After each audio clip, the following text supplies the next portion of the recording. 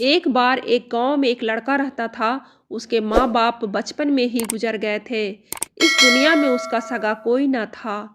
उसके जन्म लेते ही उसकी माँ की मृत्यु हो गई थी। सब लोग उसे कैनी कहकर पुकारते थे। कैनी को अड़ोसी पड़ोसियों ने मिलकर पाला था।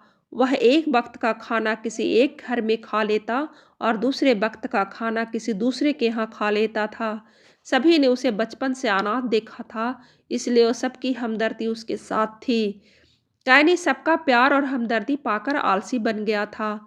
वह 12-13 वर्ष का हो चला था, लेकिन उसका किसी काम में मन नहीं लगता था। वह अपना वक्त इधर उधर खेतों में घूमते हुए गुजार देता था। खाली बैठकर वह बांसुरी बजाता था। कैनी बहुत ही मीठी बांसुरी बजाता था। उसकी मीठी आवाज़ सुनकर लोग मुग्ध हो जाते थे।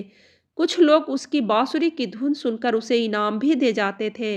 इसी तरह समय बीतता गया और कैनी जवान होता गया, परंतु कैनी वैसा ही आलसी बना रहा।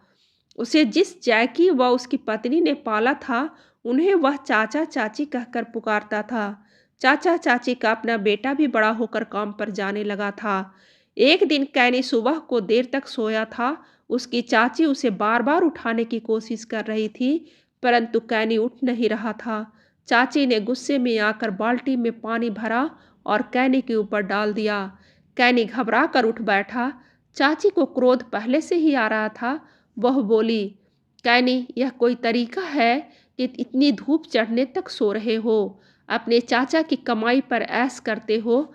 खुद कमाई करो तो पता लगे कि मेहनत क्या होती है। कैनी यह बात लोगों से सैकड़ों बार सुन चुका था कि खुद कमाई करोगे तो पता लगेगा, परंतु उसे कभी इस बात का बुरा नहीं लगा था। परंतु आज सुबह सुबह चाची के मुंह से ये शब्द सुनकर उसके दिल में तीर की तरह चुभ गए। उसने चाची से कुछ नहीं कहा, लेकिन मन ही मन निश्चय किया कि वह अब घर नहीं लौटेगा, वह कुछ कमाने लगेगा। कैनी ने घर से निकलते समय जैकी चाचा और चाची के पैर छुए, फिर उनसे गले मिलकर बाहर निकल गया। शाम को जब कैनी देर तक नहीं लौटा, तो जैकी और उसकी पत्नी कैनी के सुबह के बदले हुए व्यवहार के बारे में चर्चा करने लगे। कुछ और समय बीतने पर जैकी को कैनी की चिंता सताने लगी और वह पत्नी से कहने लगा, तुमने सुबह ही उससे अच्छी खासी डांट लगाई थी, लगता है वह तुमसे रूठ कर भाग गया है। पत्नी को अब अपनी भूल का एहसास हो रहा था, परंतु अब कैनी के इंतजार के सिवा कुछ नहीं किया जा सकता था। धीरे धीरे कई दिन और फिर सप्ताह बीत गए, परंतु कैनी नहीं लौटा। उधर कैनी चलते चलते बहुत दूर निकल गया था। रास्ते में उसे भूख लगने लगी, परंतु भोजन के लिए उसके पास पैसे न थे। चलते चलते वह पास के एक नगर में पहुंचा। वहां जाकर उसने अनेक लोगों से काम मांगा, लेकिन उसे कहीं काम नहीं मिला। एक तो वह कोई काम जानता नहीं था, दूसरे बिना किसी जान पहचान के कोई उसे नौकरी देने के लिए तैयार न था। थक कर वह एक पेड़ के नीचे बैठ गया और जेब से निकालकर बांसुरी बजाने लगा। इत्तफाक से उधर से एक संगीतज्ञ अपने घोड़े पर निकल रहा था। उसने कैनी की बांसुरी की मीठी धुन सुनी तो वह उसकी योग्यता पर मुग्ध हो गया। संगीतज्ञ कैनी को अपने साथ ले गया और उसकी खूब आवभगत की। वह संगीतज्ञ राजा के दरबार में गिटार बजाकर राजा का दिल बहलाया करता था। अगले दिन वह राज दरबार में गया तो राजा से कैनी की खूब प्रशंसा की। राजा ने संगीतज्ञ से कहा, हो सकता है कैनी वास्तव में गुणी कलाकार हो, परंतु हम पहले उसकी परीक्षा लेना चाहते हैं। अगले दिन राजा ने अपने राज्य में अनेक बड़े बड़े संगीतविदों को अपने दरबार में बुलाया। सभी विद्वान अपने अपने वाद्य यंत्र लेकर दरबार में पहुँचे। कैनी को भी दरबार में आमंत्रित किया गया था। उसने अपनी बांसुरी अपनी जेब में रखी और राजा के दरबार में पहुँच गया। सभी विद्वान एक एक करके अपने वाद्य बजाकर राजा को खुश करने लगे।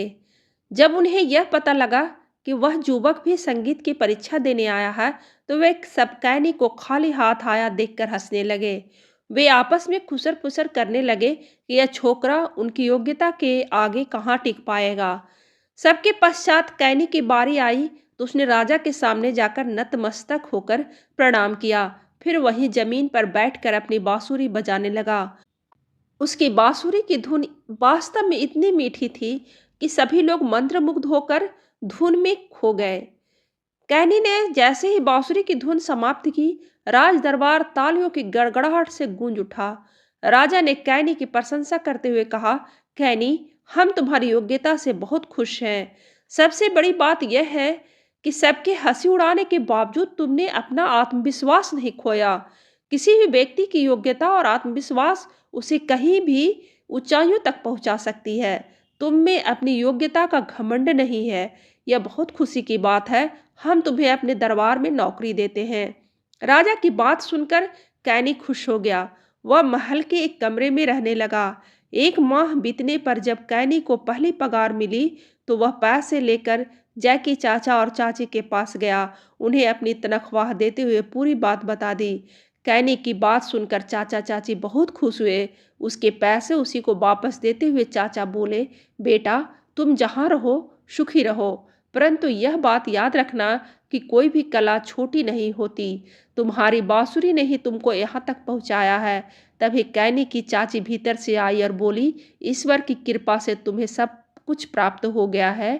अपनी मेहनत और लगन से तुम और तरक्की करते जाना, यही हमारा आशीर्वाद है।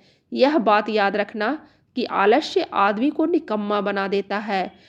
कैनी चाची से लिपटते हुए बोला, हाँ चाची, मैं मेहनत की कीमत पहचान गया हूँ। अब कभी आलस्य नहीं करूँगा और जी लगाकर काम करूँगा। चाचा चाची का आशीर्वाद लेकर कैनी राज दरबार में चला गया और सुख से अपने दिन काटने लगा। कहानी अच्छी लगे तो लाइक जरूर करें और ऐसी ही कहानी सुनने के लिए सब्सक्राइब बटन दबाइए।